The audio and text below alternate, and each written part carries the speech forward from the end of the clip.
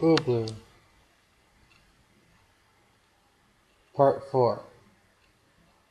This is the final entry of the ubloo series. You may view my previous ubloo stories through my ubloo Creepypasta videos. I placed across my hotel room, swallowing a glass of gin, lost in thought. Tomorrow I had a meeting with the Louisiana Bank to view the old school that Robert Jenkins had looked into. When I told them I was interested in buying the place, they were a little surprised, and when I heard there was next to no interest in the place, I was surprised as well.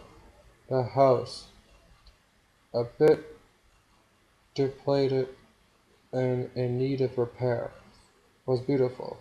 The woman I spoke with on the phone informed me that the school had become somewhat of a local spook story for the townspeople. It was shut down when the funding ran out, and a lot of the students and their families were really upset with how the local government had chosen to send them elsewhere rather than provide additional funds. After that it was on the market, but I guess no one felt quite right about taking something that had done such good for these children. Fast forward a few bad storms and no maintenance later, and the place had become a paranormal attraction. Although no real activity had ever been documented there. I looked a long strip of gin and gulped it down. I couldn't believe how I could to this shut I became. Well, I wasn't much of a drinker before. I had always had a taste for whiskey. Now this is all I can drink. The hotel room I was staying in was dark and musty. My bank account was starting to run low now that I've been living without income for more than 2 months, and I couldn't afford to spend investing. I thought about writing some prescriptions and selling them, but I just couldn't bring myself to do it.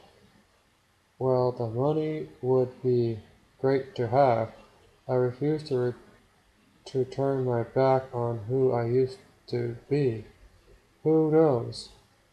Maybe the school will offer some new information I could use to possibly kill ubloo. Kill. I shook my head. It's a frickin' voodoo curse. How do you even kill something like that? I put my hands against my dresser and leaned forward over the glass of gin, watching the ice cubes bubble and crack against the sides. Doctor, it came from behind me.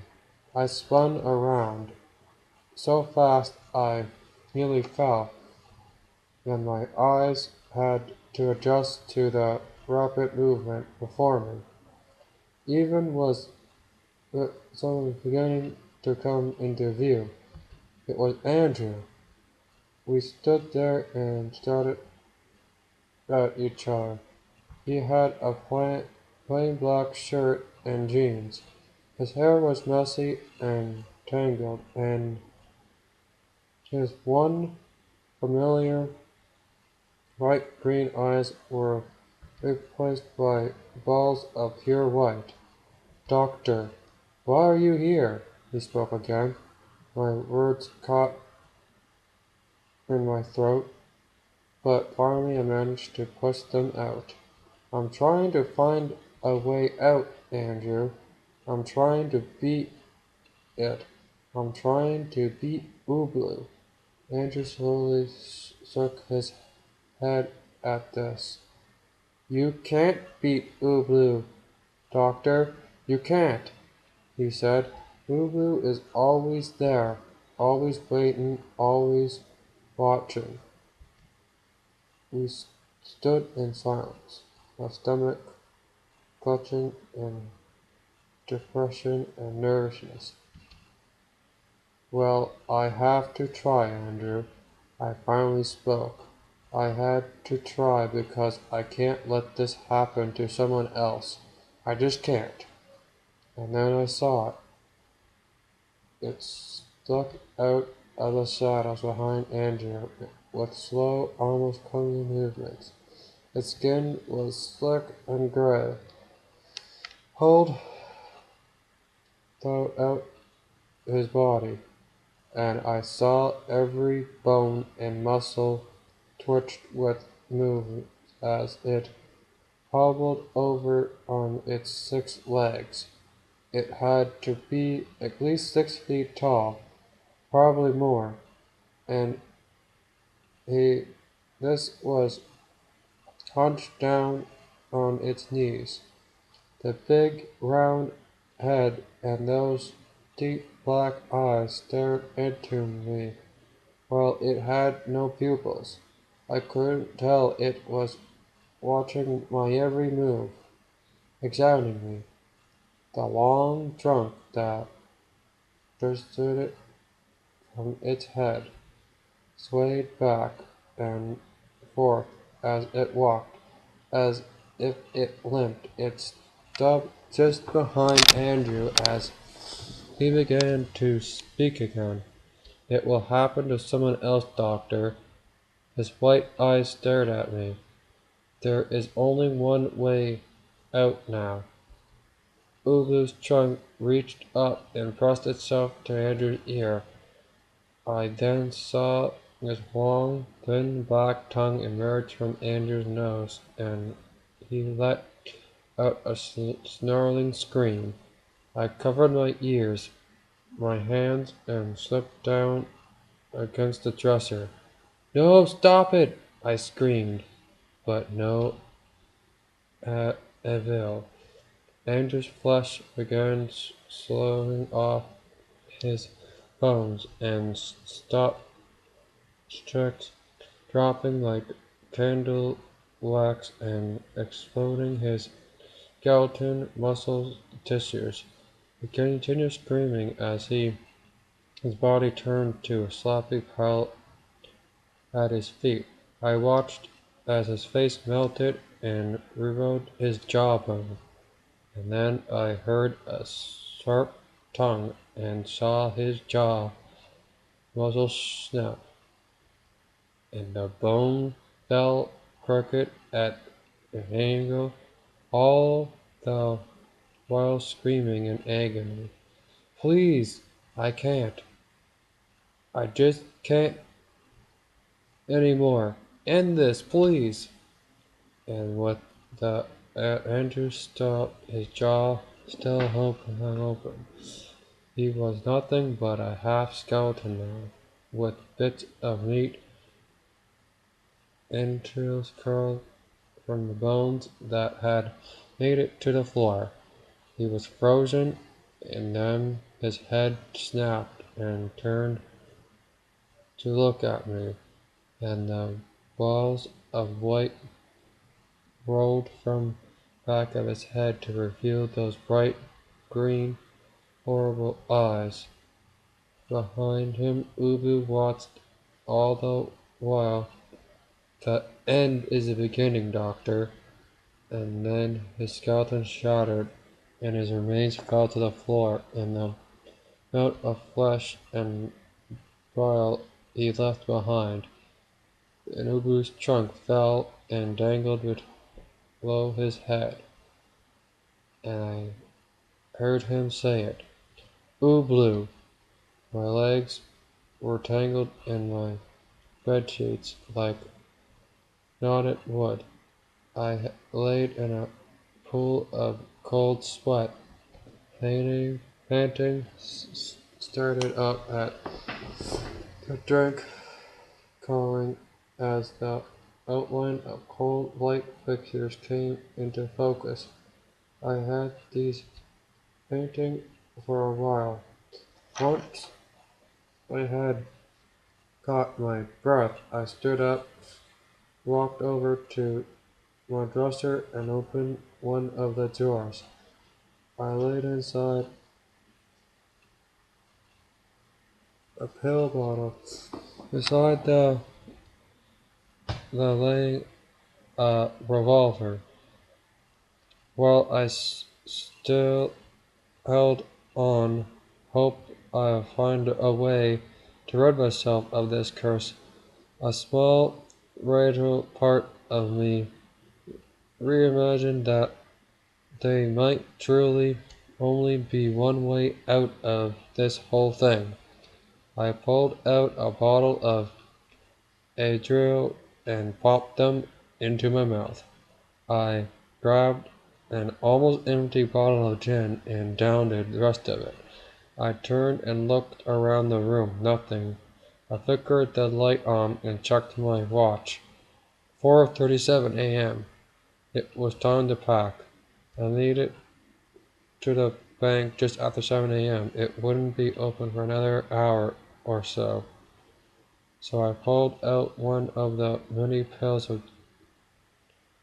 of gin I now kept in my car, and emptied some of its contents to my coffee. First step burnt my tongue, but I just didn't freaking care anymore. There are worse things than a burnt mouth. I kept thinking about what Andrew said. If it was Andrew, could it have been that Uva speaking to me? It made no sense. If it can't tell me to wake up every damn time when would to frustrate a version of Andrew to talk to me. Hearing that talk would be much more freaky, in my opinion. I met the woman who showed me the school door. Her name was Linda.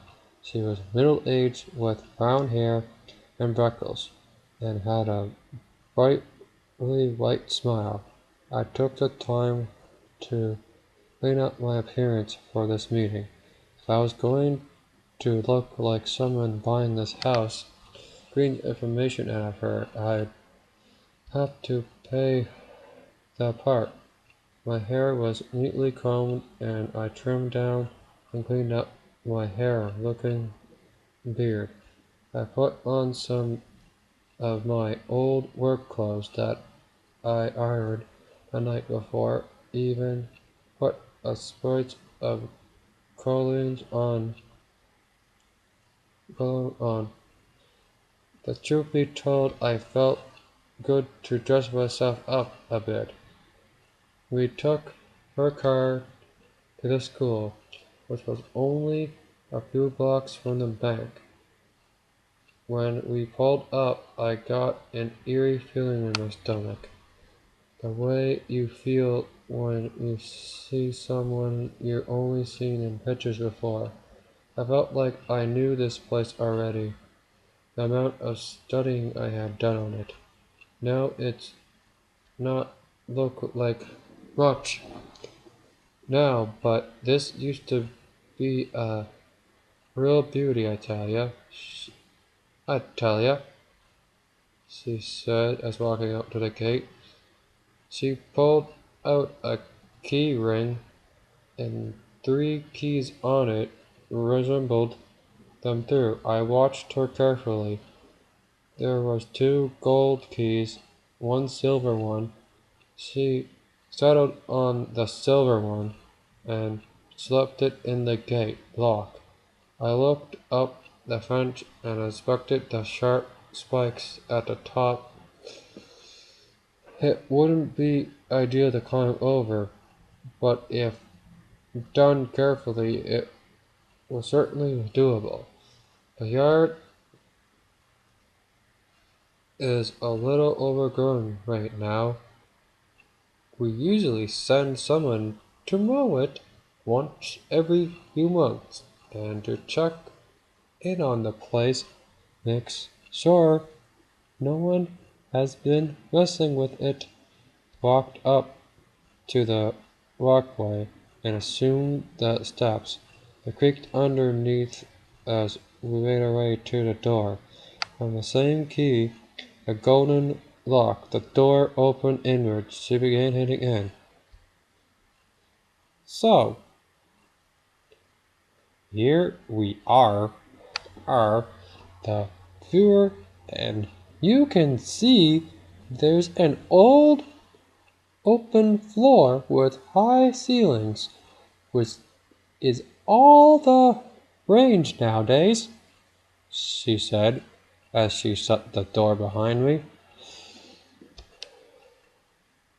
The house truly was beautiful, and I can understand why. It's easy for Robert to play the exhibition off as a good investment. Linda showed me the rest of the house, which was bleak and dusty. The floorboards creaked where we walked, and evidence of water damage little the walls and ceilings. Most of the first floor was classrooms, and the extension of a small kitchen that the teachers must have used as a break room. Upstairs, the dean's office, and more classrooms. I kept walking through the house, only half listening to what Linda was telling me, the other half just waiting for something to jump out. But nothing did. I was hitting a dead end. I had followed clues all the way up to this point. Now I couldn't help but feel lost and alone. When we were done viewing the house, I went back to the bank with Linda to go over the documents and talk numbers. I took a seat in her office,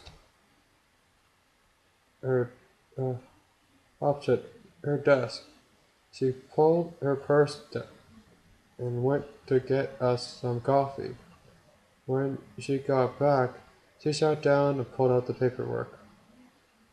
We're asking a minimum of $685,000, with all fees and the exchange of the deed covered on your end. There's also a broker fee of $10,000, but to be honest, I can see the bank waiving that if you can commit. They're pretty adamant about getting rid of this property. When she finished speaking, she slid the paperwork over to me. I pretended to read it and then sat back in my chair. $650,000 sounds doable, I said, although a smaller home would go for almost double that on the market right now, especially one with this square footage and architecture. Linda knew what I was saying before I even said it.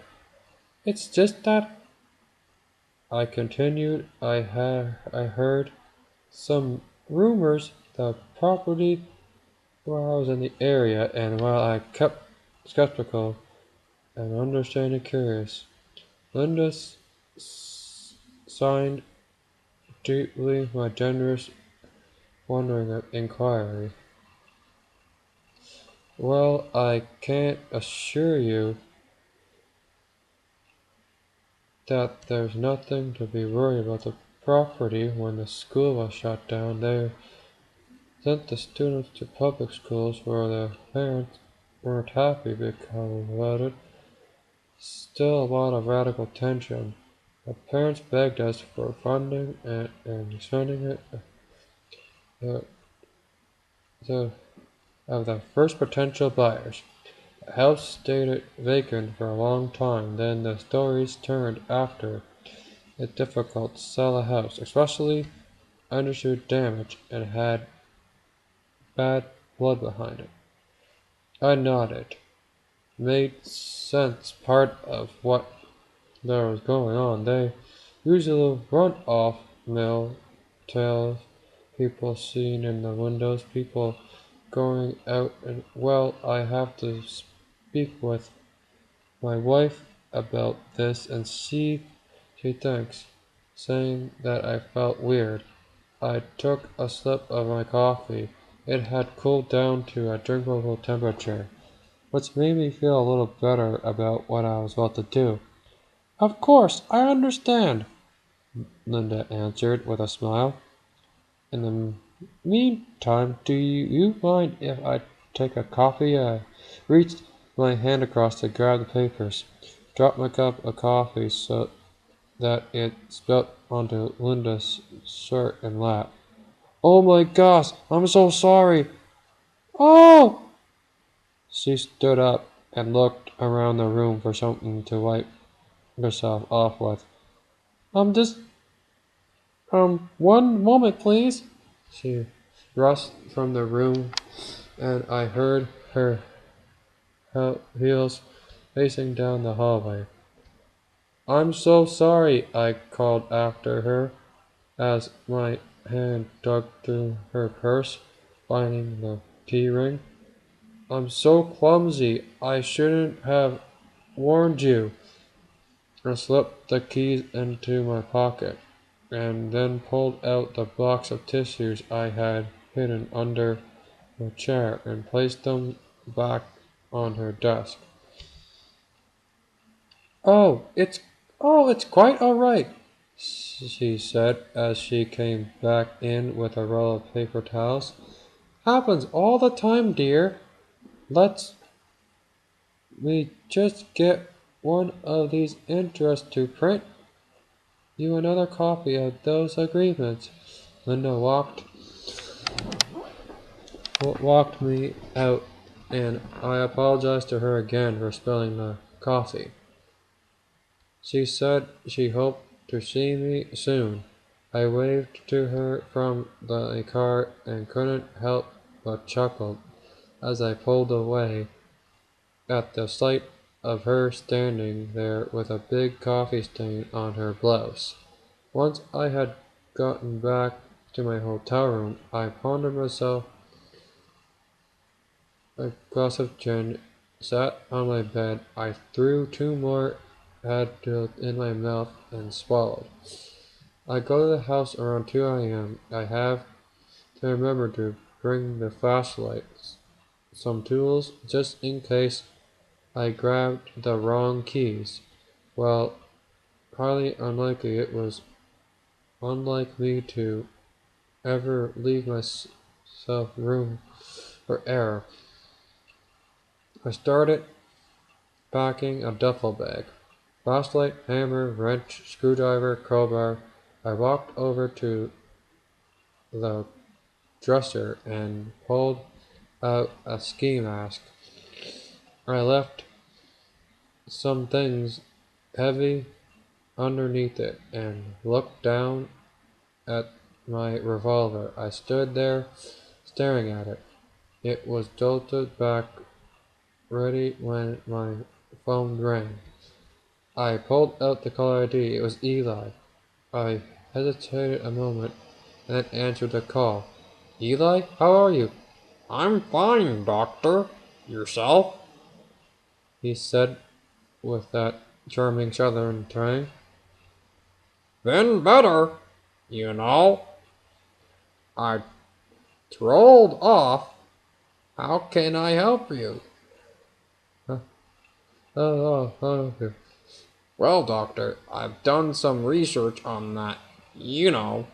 And, I said back, ubloo was nothing new to me, so I was less interested to toe around the issue than he was. Well, I couldn't find anything else about Dad Boo Cecily, but I did find something similar. It was in some other tribe's history. My ears perked. I felt my stomach flutter. Go on. Well, it says here a member of the tribe was affiliated with terrible nightmares. They found him dead one morning in his hut, and the person that found him started getting the nightmares. Sounded promising, I said, through the excitement from my voice. Well, that went on a few times before the tribe caught on, but unlike the others, they didn't banish the one with the dreams. Instead, they assassinated him on Ubalala. Ubalala? Yes, doctor. That old no for the walker? The Ubala was sit with the person afflicted with Wickham and started to have nightmares by shaking him and yelling, ubloo! My stomach dropped. This was getting eerie and started to hit me a little close to home. Did it help? Well, it says it don't for a little, but the tribe member started that he was seeing the monster while he was awake. No one believed him, and one day they found him where he was supposed to be, gathering water. His wrist slipped. Somehow, just didn't know how to send Charles. Well, then what? The tribe elder commissioned that he would be the Ubula for the man who found the previous curse. Tribe member and never felt his side until one night when the man was woken from his nightmare. He wriggled a knife away from the elder and killed himself before him. Frig. Are you sitting down, doctor? Yeah, why? Because you're not gonna like the next part. It says the elder wanted to rid the tribe of the curse and that anyone who finds him dead will inherit it from him. So, my heart racing. So, he asked that his tribe bring him somewhere that no one would ever find his body. Silence from both of us. Where? They buried him, doctor. Alive. I felt my stomach instantly. Jesus, Eli. I know, doctor. This is where the trail runs cold. I found mere reports of nightmares elsewhere in history textbooks. Nothing after this. So I read into the art of voodoo. I learned this once. A curse has been placed. A spirit will haunt until it has claimed everything it promised. This is the only way to rid the curse, so I haven't figured out how burying the elders could have stopped it. I choked back nausea and tears. Well, is there a way to summon it again once this is a dead end like that? I mean, there has to be some way back. Yes, well, a curse can always be reversed if it's summoned again, but even still, it's only half what promised around. Need to know exactly performed. You see, certain extracts are recorded for voodoo. The, the witch doctor who summoned De La Ubu cried using elephant tusks, snakes, and many other things as well, the remains of his whole tribe. And the book you gave me was all I ever found of the Bermuda tribe. Before that, everyone assumed they never existed. My head was spinning from all this new information. Oh wait, well, I don't plan on calling it quits yet, Eli. And if burying me alive won't kill this thing for good, I would hope to extinguish all my possibilities, even considering that. I understand, Doctor. I'm sorry I had to tell you this. It's alright, Eli. Any information is good information. I hesitated and then asked a question that hung between us both.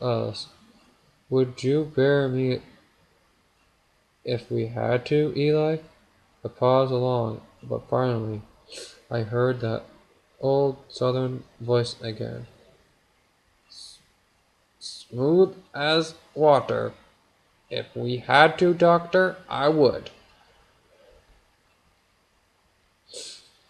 I reached the school at almost exactly 2 a.m. I pulled out the duffel bag from the back seat and put it on my lap.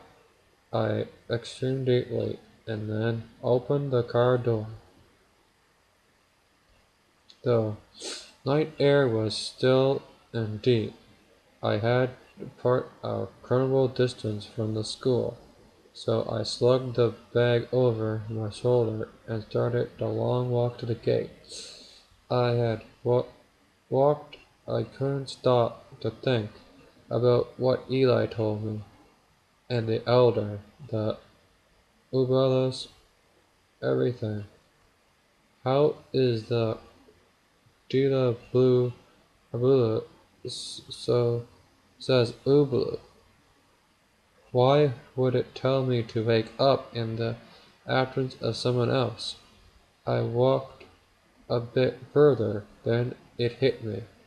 I stopped dead in my tracks. With what if it has the one saying, ubloo? What if it says something else? Some other spirit trying to help me, trying to stop the worst from happening. It made sense. It made just enough sense. That's why I woke up from the dream. Why I always hear it just before. I felt butterflies grow in my stomach as I walked again. If the bus leads on despair and it works sense for beloved spirit to wake me up before uh, it fell. My mind was racing with this new information, and for the first time in a long while, I finally felt tiny sparks of hope. By the time I reached the gate, my shoulder was beginning to ache from carrying the duffel bag. I reached into my pocket and found the bottle of Adderall. I took another one, just to be safe. I put it back in my pocket and pulled out the keys. I had my breath struck the silver key in the lock. I turned it. Finally, things were starting to go my way again. I opened up the gate softly and stepped inside. I jumped down and quickly ran up the walkway to the door. I slipped in the golden key and opened it and stood inside without making a sound. I shut the door behind me, was surrounded by pitch black, opened the duffel bag, and fumbled around, guarding me until my hand found the flashlight. I pulled it out, turned it on. I shined it around the first room, half expecting to see something there. Too many horror movies as a kid, I guess. I checked the then began walking way to the house. Again, I didn't know what I was looking for. I was searching the house, but somehow I felt I would know when I saw it. I started upstairs and went through the office classrooms. I knocked on the walls trying to hear if there was any false passages or things behind them. I scanned rooms and moved back downstairs. I went through the classrooms and the kitchen and then the classrooms again. After an hour or two searching the house, I squatted down my heels, let out a sigh. I was going to come back another night and try again. Frig. Then finally things was the building wasn't too much unlike the one I lived in back in Stonehanger, Massachusetts.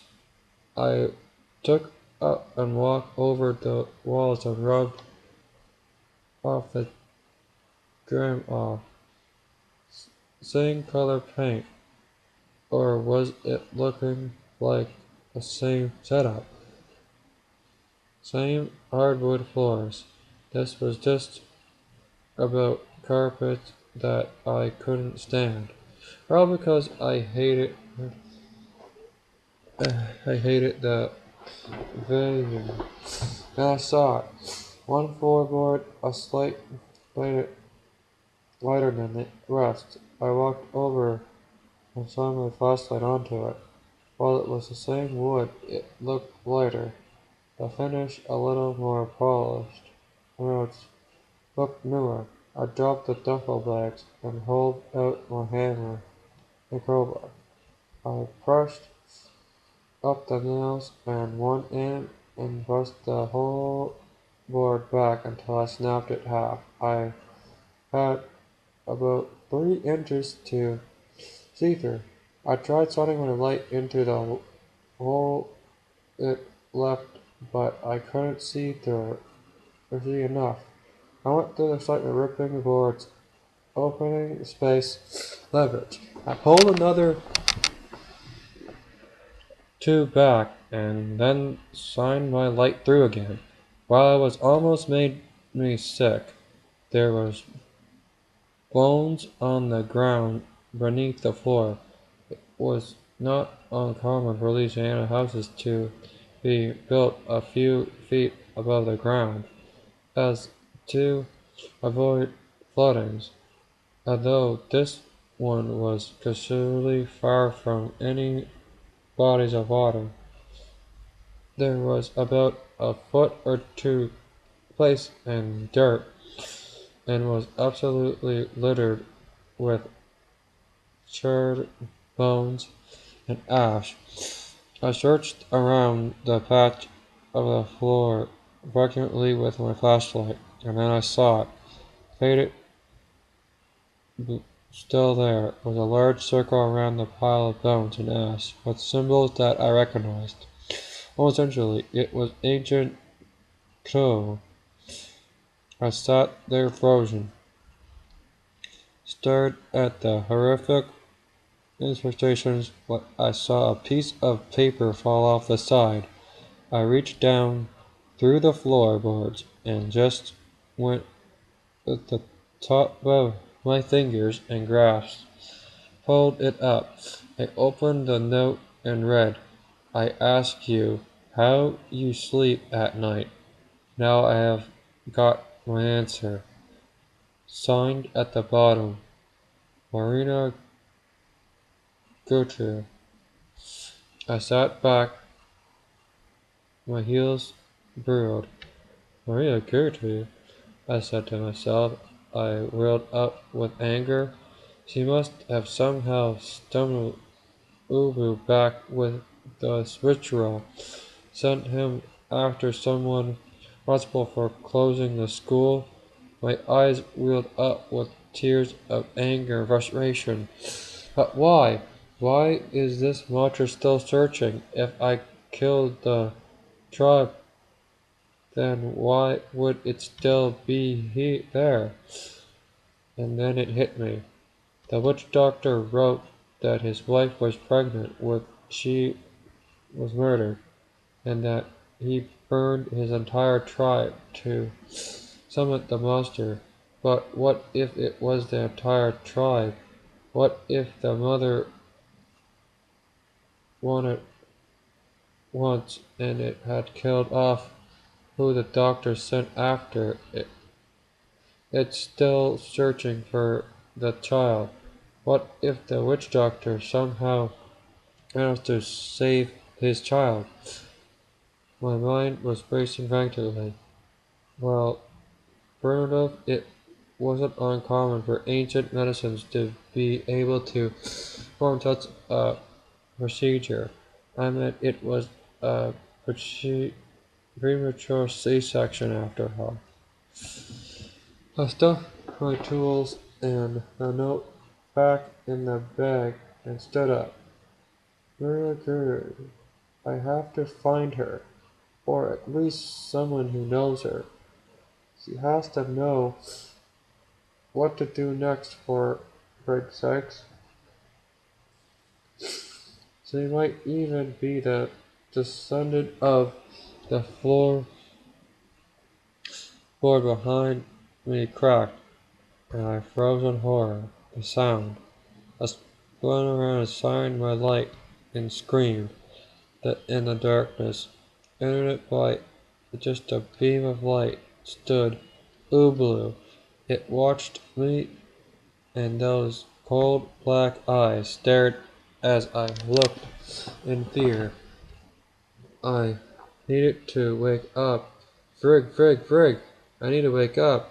I watched as I slowly began to crawl towards me, the bones of its body visible, even movement under the smoothly gray skin.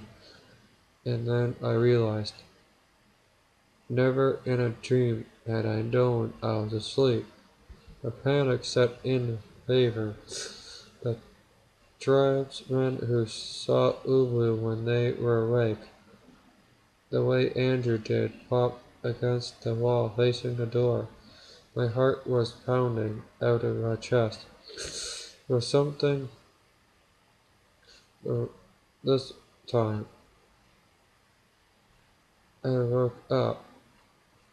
How could I be so freaking stupid? It was ubloo all along. It was ubloo telling me to wake up every time, making me feel safe at least moment the time I would realize. No waking up. There is no escape anymore. Ubu stopped, turtled his head over slightly, and then groped hard towards me. I screamed and turned and ran. I ran out the classroom door, into the hall. Halfway down the hall I saw a door. I heard Ubu crash into a wall behind me, chasing me. It was gaining on me fast. I spilled out of the door and found myself in another classroom. I ran, searched frantically, finding another door. I turned, found, and the door frame crashed inwards. Ubu came burning through it. I fired 3 shots and saw its body flinch. Where the bullets had hit it, there spread small holes of black. It didn't bleed, and I watched in horror as the holes simply closed up. I ran through the door, near in the middle of the room, searching around my light. No way out. I felt my heart pounder. I flashed the light around me. I realized in horror that there was no windows either. No, no, no! Brig, Brig, Brig! I heard Ubu approaching the door from another room. I ran to the corner and turned to face it. Slowly I saw the trunk reach around the doorframe, and it had poked in. Through big, black, horrible eyes stared at me, trapped in the corner like a rat. I clutched the handle of the revolver tightly and slammed down against the wall into the corner. This is the end. This is the end of Thomas Abun, the genius Dr. Abun, who, in charge of saving Andrew Jenkins all those days. I began to cry. The end is the beginning, I said to myself as I cried. Ubu enchanted and slowly crawling his way across the room to where I sat. The end is the beginning. What a stupid friggin' way to say it. I shook my head and tears fell into my lap. I could hear Ubu getting closer now.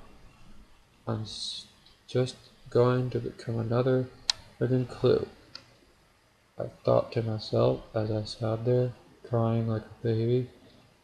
And to think I actually helped to, and then I realized it was a dark, horrible, twisted sickness of all. The monster doesn't feed on despair or sadness. It feeds on hope. It keeps it alive just long enough to think we can make it. And this takes us. The floorboards around me creaked from Uvu's weight as it got closer. The hope felt hurt in front the book. Andrew's hope when I gave him the caravan. My hope when I found the ritual and note beneath the floor. And there may be a beneficial spirit, but most of all, the hope that he finally come for us. We wake up. I began to cry harder as it all made sense. It's perfect curse, one that gets stronger the more you think you can beat it. The end is the beginning after all. The end of my life is the beginning of its hunger for someone new to curse. I opened my eyes and stared up at Ubloo as his head was just over a foot from where I sat. It knew somehow. It knew about to take what it came for. I should have let him bury me, I cried as I raised the revolver. I placed the cold, heavy metal in my mouth and felt my teeth hit the barrel as I sobbed. I opened my eyes just long enough to see its trunk reaching forward to see my pitiful reaction in the dark. The last echo of the thought of some poor soul would find me here.